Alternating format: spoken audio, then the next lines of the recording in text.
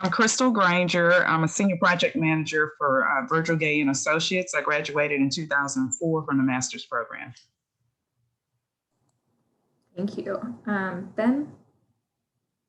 Hi, I'm Ben Fleener. I'm with Kendall Heaton Associates, more an architect of record here in Houston. I graduated in 2005. Thanks. Andrew? Hey, my name is Andrew Gressett. I graduated in 2016, and I'm a project designer and urban planner at SWA Group. Thanks. Eric? Thanks. My name's Eric Hudson. I'm a partner in Method Architecture, graduated the master's program in 2008. Thanks. Matt? Hi, I'm Matthew Mitchell. I'm a registered architect. I own my own practice.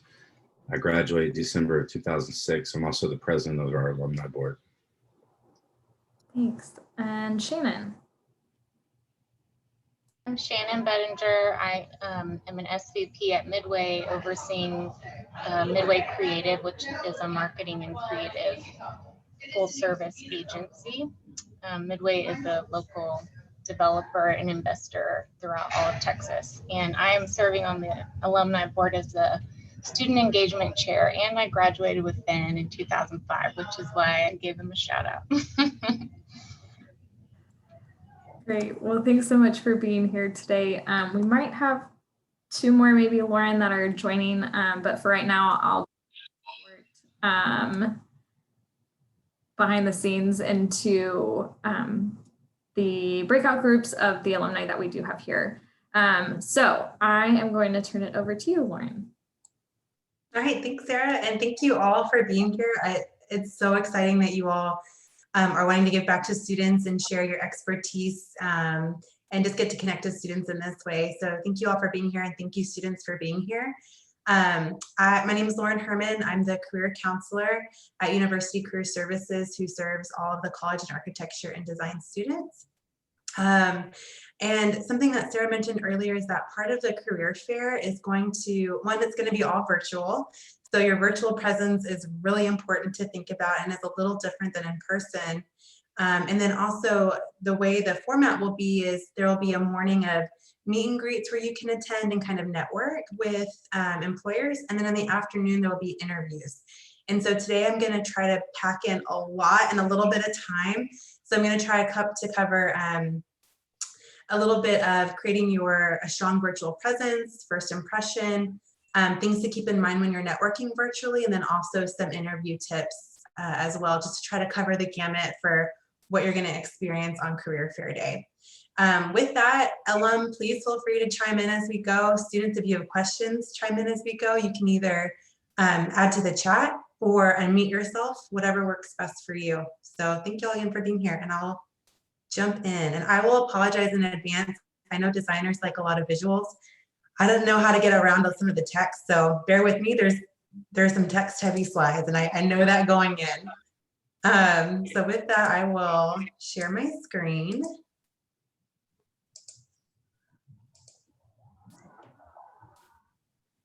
And let's see.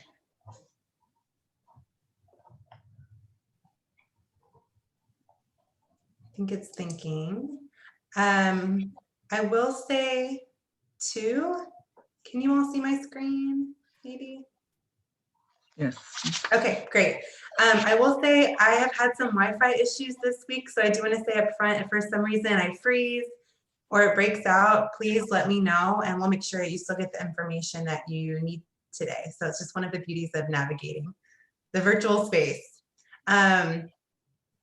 So some of the things we'll talk about today is when you're meeting with an employer virtually, knowing their perspective and their thoughts can be really helpful to frame how you might want to think about your first impression and how you might want to navigate an interview too. So I think sometimes we get really nervous about an interview as like a gotcha moment, but employers are really just trying to get to know more about you. And so knowing what they're looking for can help you then better prepare. So we'll talk about some strategies to prepare for career fair and for interviews. And then things to be mindful of, like creating your first impression, and what all is part of that first impression virtually. We'll talk about ways to introduce yourself with your pitch. We'll go over some common interview questions and some strategies for how to respond to them. I won't go in too much depth just because of time, so that's something you can always kind of practice with our alum one-on-one afterwards as well. I'll go through some kind of general tips for when you're in a virtual interview, and really this would go for in-person interviews as well, but when you're sharing your portfolio, some things to consider as you're kind of walking through your portfolio with an employer.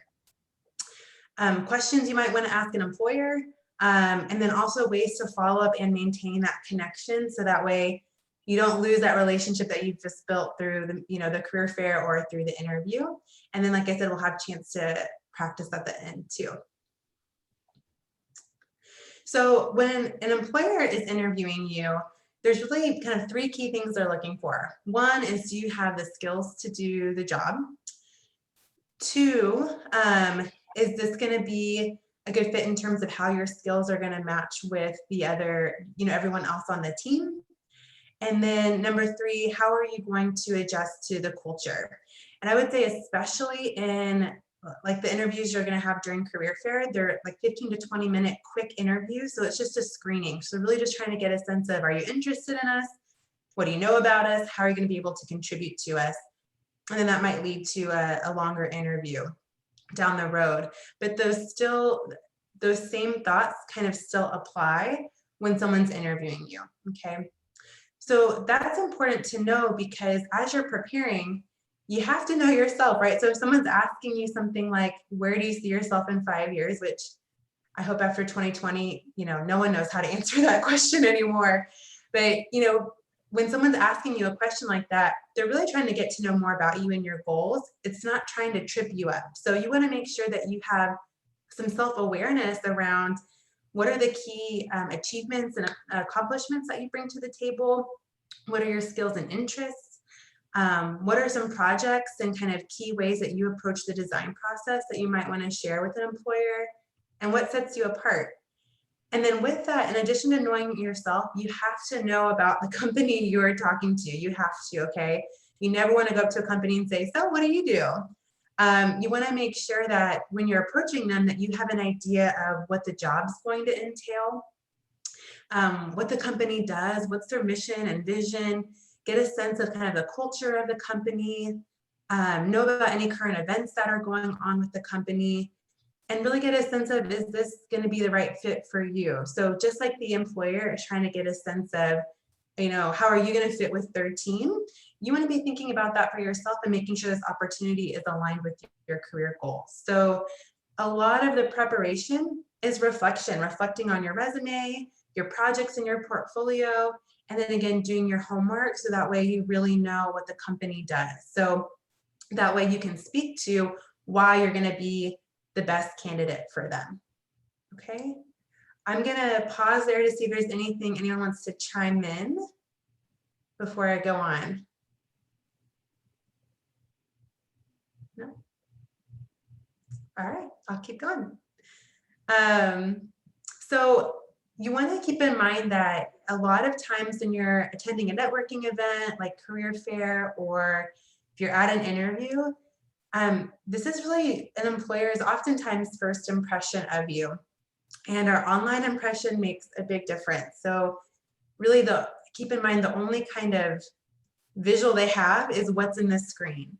So you really want to be mindful of the faces that you're making. So if you are really, really nervous, it's helpful to practice in a mirror and see, what does my nervous expression look like? It's okay to smile too. Be mindful of your posture. So if you're, slouching way back in your chair or something, that might send a different message. Like maybe you're not as interested in the position. So you want to be sitting upright or even leaning forward a little bit. Be mindful of fidgeting. So if when you get nervous, you talk with your hands or you play with your hair, just be mindful of those things. So the main thing is that you want to make sure when you're creating that first connection, and really just with any connection, that people are able to focus on you and your response and not get distracted. So that's really the main thing when it comes to fidgeting, is it's going to distract from what you're saying. and we want to try to avoid that. With eye contact, be mindful that, you know, the person is in your screen, but you want to be looking at the camera, especially when you're speaking. So it's okay kind of to look down when you're listening, but if you're answering an interview question or talking to someone like I am now, you want to look directly at the camera, and if possible, have your camera to be at like eye level height, so that way you have more, it doesn't look like you're looking up or looking down at someone.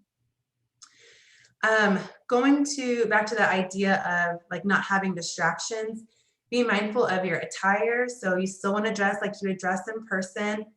Try to avoid I'm not going to say try to, just avoid the work from home look where it's like bottom down is PJs, you know, top up is a blazer. I have been in 2 interviews that I can think of virtually where I had to go grab something or check on the Wi-Fi, and I had to get up and leave. So imagine if you're getting up and leaving and you're in your PJs, right? That's not going to look good. So just make sure you're fully dressed. It'll also help you feel more confident and be more in that headspace too of this is the professional interaction. And if you need professional attire, our team has a ton of resources we can get you connected with. So just let me know if that's something that is a concern for you. With distractions too, be mindful what's in your background. I've done mock interviews with students where their liquor selection is right behind them, or they're on their bed, and that can feel really intimate. So try to find a place where there's nothing distracting behind you, like a blank wall or just a simple photo. And as much as possible where you can have some privacy. I know depending on, you know, your home situation, that can be kind of a challenge these days, but as much as possible, like let other people know, you know, you're in a professional meeting, you need some quiet, and try to create a space for yourself as much as possible. Now, if something happens where like the dog starts barking, or, you know, your kid just runs on in and needs something from you, just to acknowledge it, make the most of it, say, oh, you know, this is working from home life, let them, and then try to get back to the conversation, but just acknowledge if something does come up. But as much as possible, try to avoid that if you can. And that kind of leads me to navigating technical issues. Technical issues absolutely happen. Just be mindful that how you address them says a lot about how you address problems. So people will look to see how do you navigate a technical issue, and might make assumptions about how you might solve problems or address things, you know, in a work setting. So like I said up front, you know, if I have Wi-Fi issues or if something breaks up, let me know. Especially if you're in an interview, you can always let the person you're meeting with say, you know, if for some reason you get disconnected, here's the best phone number to reach me, but be proactive about how you want to resolve that issue if something comes up. And then being on time. So for any meeting, you always want to try to arrive 5 to 10 minutes early. So same thing's true if it's virtual, still show up 5 to 10 minutes early before your meeting. You don't want to arrive too much before that, because if you do, the person you're meeting with might be in another meeting and might not be ready for you. But just keep in mind that that rule still applies, even when we're in this virtual space. Okay. Anything anyone wants to add about that? Okay, cool. Lauren, just one So I note talked from about like nonverbal. Let's talk about content. So kind of some big picture principles to keep in mind. Make sure you're showing interest in the company, right? So you definitely want to do your homework and know what they do, know what kinds of projects they do, what kind of projects they're working on now, if it's listed on their website at least.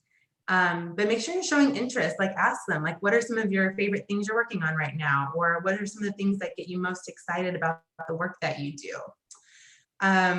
Also be sure to, anything that you share, and make sure it's relevant to the company, right? If you come in and say, man, I just really am excited about residential projects and they only do commercial projects, there's going to be a disconnect there.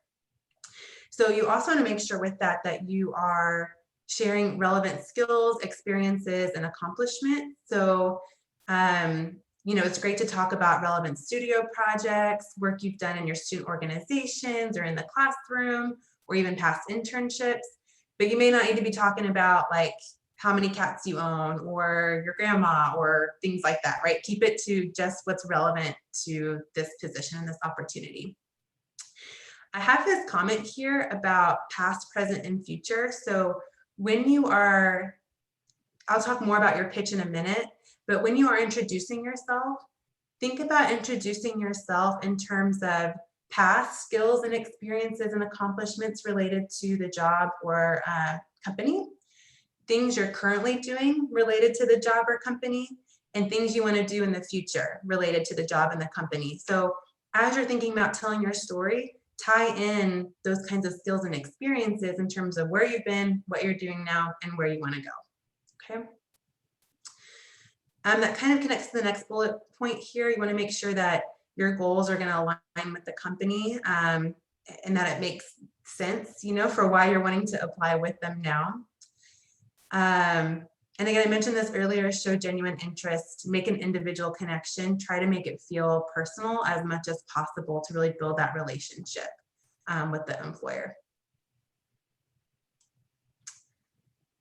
So with that, I'm going to jump into creating your pitch. This is a really basic kind of template, just in case someone needs something to go off of. But your pitch is really that initial introduction if you're at like a networking event, like a meet and greet or at career fair. This is also kind of how you're going to introduce yourself when people say, you know, tell me about yourself, which is usually the first interview question, always. So things you can say include your name, something that really appealed to you about the company, and then ways that you're going to contribute or would like to contribute to the company based again on your past skills and experiences and what you're doing now. So you can say something unique, like I'm particularly excited about these kind of opportunities with your firm.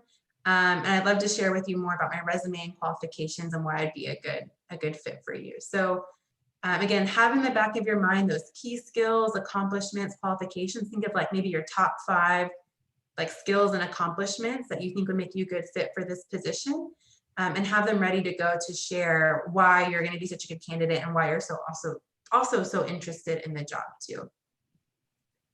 Is there anything anyone would like to add about, you know, that initial introduction? I feel like this can be really hard for students, especially for a lot of people, but especially for students if they're not as comfortable with networking. No, sometimes I'm told, sorry, I'm Linda Camacho with Kirksey. I just finished a meeting, so sorry I'm joining late. We're also told to try and figure out what you want to connect with the person, so what their hobbies are. They understand that we're all busy and trying to network with each other, and everyone also feels uncomfortable meeting someone for the first time. So it's more of, if it's close to a weekend, it's like, do you have weekend plans? Or if you're just starting off your week, how has your week started off? So little things like that help make everyone feel more ease and comfortable. Thank you. That's a really great point too for like building that more personal relationship. Like, so what are your plans after this weekend? It's a really good point. Glad you could join us, Linda. Anybody else want to chime in? All right. Doing great, Lauren. Flying through all of this. It's a lot, I know. Hey, Lauren, a quick comment is like, if you go anywhere and you, let's say you're at a coffee shop, you could always practice just striking up conversation with the barista or something like that, you know? Absolutely. I recommend, even if you're like, wait, I know it's COVID time, so people's comfort with like interactions is a little different right now, but if you're in line and there's someone next to you, I think like that's a great way to practice too, right? Just getting more, one, you never know who you'll meet, who's next to you in line, but 2, yeah, it's a great way to get more comfortable with this. Thanks, Matt. All right, so now I'm going to transition in a little bit more into some specific interview considerations. So, common questions. These are probably the 5 most common questions you'll get, and especially in a video screening interview, or really any screening interview, they're typically 20 to 30 minutes. And so they're really just trying to get a sense of, again, you know, tell us about yourself and why you're interested in the company, and, you know, might you be a good fit for us. So Common questions. One, tell me about yourself. So again, that's where you're going to use your pitch to talk about your relevant experiences and skills and career goals too. Strengths and weaknesses. This, I think I'm seeing some employers stick to this, but I'm also seeing more not ask this quite as much. Again, this isn't a gotcha question. They're trying to look to see what do you feel are your like unique strengths that you could bring to the team, and the employer is also thinking about how are your strengths going to work with the other strengths we have on the team. And then with weaknesses, they're looking to see, you know, nobody's perfect, so are you aware of what your areas of growth are, and then what are you doing to work on it? So those are the key kind of ways to answer that, is have a couple strengths ready to talk about and give examples of what those strengths look like. And then with weaknesses, give an example of how that's shown up for you before and what you're doing to work on it. With strengths and weaknesses, make sure that they're also relevant to your industry. You don't want to have a weakness that's so detrimental, like I'm terrible at working with people, right? Like that's not going to go over so well. But you also don't want to have a weakness of like, oh, I'm a terrible cook, because that has nothing to do with the work you're going to be doing. So think about some transferable skills, like if you're working on your time management, or if you're working on delegating or things like that, that might apply to the job. Okay. Try to avoid like, oh, my weakness is I'm a perfectionist. I hear that like in 90% of interviews that I do with students. So think of something that's a little bit more unique to you, that you truly are working on in your day-to-day life when it comes to sharing a weakness. What motivated you to apply to the company? They're just, again, trying to get a sense of your interests in the company. Short and long-term goals. This doesn't have to be exact, so you don't have to exactly know where you want to be in 2 to 3 to 5 years. They're just trying to get a sense of what goals do you have, what maybe are some kinds of experiences you'd like to gain, what is some work maybe you'd like to do, and then how does that connect to the company. So you don't have to say I want to be in this position by this date. Just have an idea of like what kind of experiences you want to gain through that organization. And then why do you believe you'd be a good fit? This is really just looking at, you know, what do you know about yourself and what you bring to the table with what the company is doing. And also it's just a way for you to kind of market yourself a little bit more, to say, you know, why you are the candidate they should choose. So these are common interview questions, but also know that anything that's on your resume or portfolio is also fair game. So if there's any experience, student organization, competition you've been a part of, you know, any of your projects in your portfolio, people will probably, you know, want to start some conversation and have some follow-up questions about those too. So just be prepared to speak to them and make sure that you're really familiar with what you're putting on those documents. Any other advice about these questions or common questions maybe you ask in an interview for alum? Well, I'd be prepared as well to talk about any previous work experience. If it was with a firm, know exactly what you did, be able to talk about, you know, the specific tasks that you worked on, because that shows a level of experience. If you haven't worked at a firm before, acknowledge that. Don't be afraid to say, this is my first position, but this is why I'm excited, or this is what I'm expecting to learn, or whatever, because it's not bad that you haven't had a job, but acknowledge it and be aware of that, and have a response to that as well. Because I think any prior work experience can be relatable or may not be, but just be prepared to talk about it. Thanks, Eric. Yeah, for sure. I also like to ask people, you know, specifically what they're interested in, or if they could have their dream job, you know, what would they really want to spend their time doing? Because I feel like that really makes you think about where you want to be and where you want to grow professionally. And it shows that, you know, the candidate really has a good grasp of what sort of next role they would like to step into. Lauren, when you touched on the second point about the strengths and weaknesses, I think students should not look at the weaknesses as a negative, because it does have a connotation to it, but look at it as something of empowerment, because we all have something to improve on. So they need to look at trying to achieve balance and bringing things to a credible level so they can speak from that position.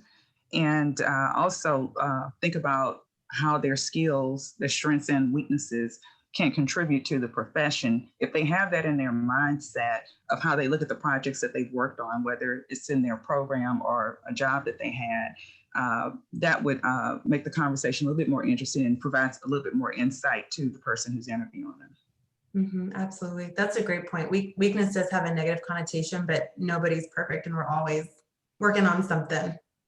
It's a great point. Thank y'all. Anybody else want to chime in? Lauren. Yeah.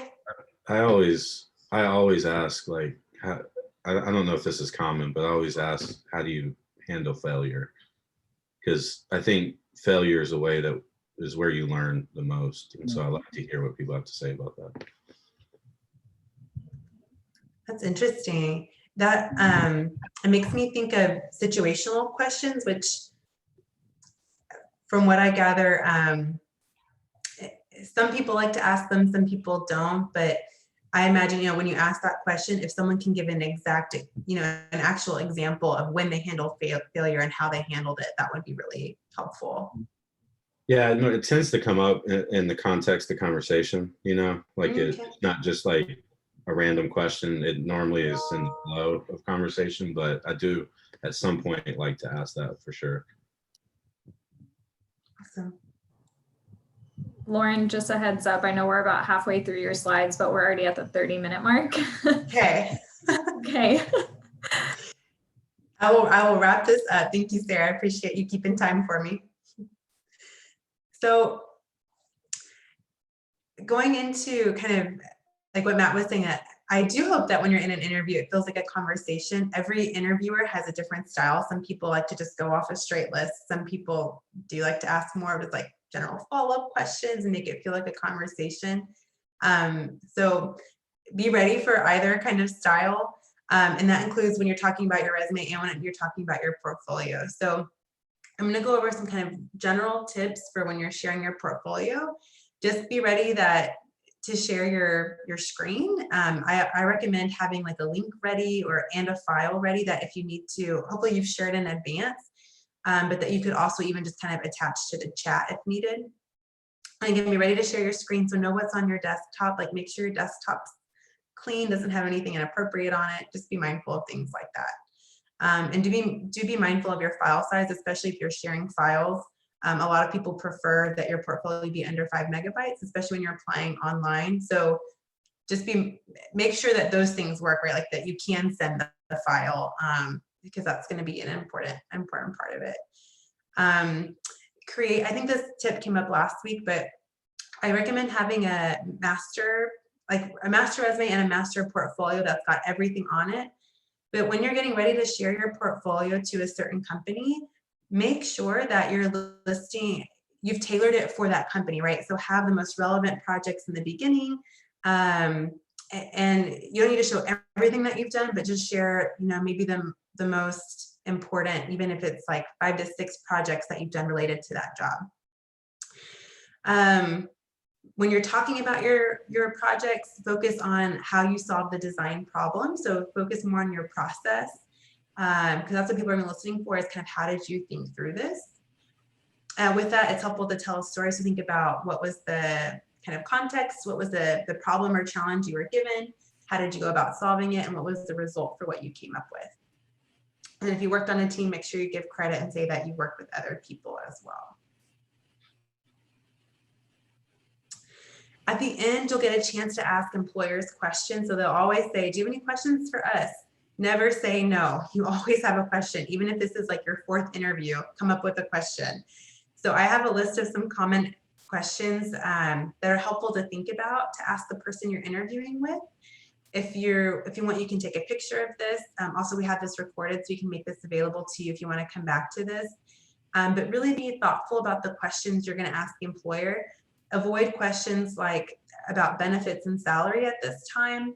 Avoid questions about, what are my opportunities for growth and promotion, because they're interviewing you for this current role. So that's really what you want to focus on. If you ask too many questions about benefits and salaries and things like that, it might come across as you're more interested in the perks and not so much the actual position in the company or the team. So there's some, like I said, there's some questions here, like what are the next steps in the hiring process, learning more about management style, culture, things like that. Remember, this is also your chance to interview the company or firm too. So think about what would be helpful for you to know before you go into this potential opportunity. And I'm going to keep whizzing for time. So I mentioned if you want to avoid asking about questions about salary, you still maybe ask questions about salary. Now, in a perfect world, salary wouldn't come up until they're ready to give you an offer. But sometimes it does come up because people just want to get an idea of if your expectations meet what's in their budget to offer to you. As much as possible, try to kind of put it back on the employer for, say that you're open to negotiate. So I have some kind of quotes here of things you could say if salary comes up. You could say something like, I'll consider any reasonable offer, or, I'm open to negotiate. I'm really excited about this opportunity. If you're forced to kind of give a number, still at least up front, try to give a range. So you could say, my research tells me that, someone with my skills should be between here and here, but I'd still want to consider the full compensation package. The reason this is so important is because you don't want to pigeonhole yourself with one specific number, because truly that compensation package is going to have a lot more information in it whenever you actually do get an offer than just the salary. So as much as possible, try to re-emphasize that you're open to negotiating, would want to consider the full offer, because again, you want to try to avoid pigeonholing yourself with salary. And there's some really great tools out there you can use to try to get an idea of salary, like salary.com is one. Sometimes job postings will list the salary, but that's less and less common. I know the AI has a salary calculator, which I've heard from people is kind of hit or miss, but there are some tools out there to at least help you kind of get a range of what your range might be. And then with following up, so you want to make sure after you connect with someone, you have this really great conversation, that you keep the conversation going. So definitely send a thank you note, send an email within 24 hours, same business day if possible. In that thank you email, you want to include things like, thanking them for their time. I recommend saying something specific that you enjoyed learning from them about the opportunity. So make it a little bit more personalized and individualized for that person that you're sending the thank you note to. See what's best for them to stay connected. So you could always ask the person that's interviewing you or that you're talking to if they'd be open to connecting on LinkedIn or on social media. Some people will say, okay, great, nice talking to you at career fair. Now go online to our website to apply. So if that's the instructions, you want to make sure you do that, but then also let that contact know that you did go online and apply. And then also meet with me, let me know how it goes. If you want to talk through the thank you note, I'm always happy to review thank you note drafts. That's something we can always kind of talk about with next steps. And then this brings me into really quickly, you're being mindful of your social media presence. So be mindful of whenever you're sending a message through email, LinkedIn, whatever platform you're using, make sure you're still using, proper spelling, address the person with their full name, sign your full name. On LinkedIn and on your social media platforms, know what's on there, clean it up, make sure it's professional. Even if, I know we talked last week some about having like a personal Instagram and a professional Instagram, but be mindful, like people can still find you. And so you don't want it to look like on Facebook, you're at a party Saturday night, and then on LinkedIn, you're writing these great articles about how you love your job, because it's going to be a disconnect potentially between your personal brands. Just be mindful of what is your brand and that it's consistent as much as possible across your platforms. Also, more and more employers are using things like Facebook, Twitter, stuff like that to connect with candidates. So know that that's actually a tool you could be using for virtual networking too. Once you thank someone for their time, you can, or if you apply to the job, you can always follow up with them in a couple of weeks to see, how things are going in the process. If you follow up twice and you don't hear back from someone, it's okay, let it go. Maybe they're just really busy. But try following up at least twice. I think that is my very, very quick spiel on personal branding. We actually have a whole workshop just on this topic alone that we can always go more into later if you've got questions. So with that, actually I'll go ahead and kind of close out. All students should have gotten an email this morning with information about what to expect for the meet and greet and the interviews. So keep those dates on your radar. You'll keep getting messages about them. And if you want to schedule more time to talk about any of these things, you can always make an appointment with me through Cougar Pathway. So that is my whirlwind of a lot of information. I'm going to stop sharing my screen and just see if there's any questions or any additional like comments or things people want to share before we go to breakout rooms. Anybody? I'll just throw in one last thing. I just feel like the more interviews you can do, the better, because it's like practicing anything else. It's a skill. So I would just go into it with an open mind and try and get in front of as many as you can and really perfect your pitch like Lauren shared. Thanks, Shannon. Yeah, and I'll say you can learn a lot from companies' websites, and it's a real differentiator when somebody comes in and they've done their research and they know who you are and what you do, versus somebody who's kind of fumbling around and asking questions about what the type of work you do is. Mm-hmm. And to piggyback off that, hi, I came in a little bit late. I'm Camila Castro. I work at Kirksey. I graduated in 2018. Make sure that you know the company or the office that you're interviewing for, because in large companies, maybe a different city, a different office does something else. And if you've researched on their website that they do commercial work and the Houston office specifically does something else, you need to know that, and you need to kind of show your interest in the office that you're interviewing for. That's a great point. All right. Thank you all for bearing with me through this like speed round of interview information. Students, as you're meeting with alum in the breakout rooms, I kind of want to keep it open for whatever is helpful for you to practice. So whether it's talking through interview strategies, or alum, if you want to share kind of your own tips or tricks around interviewing or networking. Students, if it's helpful for you to practice kind of talking through your portfolio. If you want to practice your pitch, that's what this time is for. So I kind of want to leave it open for whatever, whichever part of the interview process would be most helpful for you to practice or kind of talk through with our alum. So, and thank you again, alum, for being here and helping our students. Okay, so it looks like we've had quite a few students who've dropped. So the great news is for you students who are still here, you are going to get one-on-one time. So I think what we'll do is we'll open the rooms because we have about 20 minutes. I think we can maybe rotate through a couple times. So spending a couple minutes with one alumni and then rotating to maybe 2 or 3. And then that way you get different practice, different perspectives. Okay, we had a couple more. So I think we're scaring them off. It's just practice. I know, it's just practice. It's good practice. We look intimidating? I look too intimidating. I think so.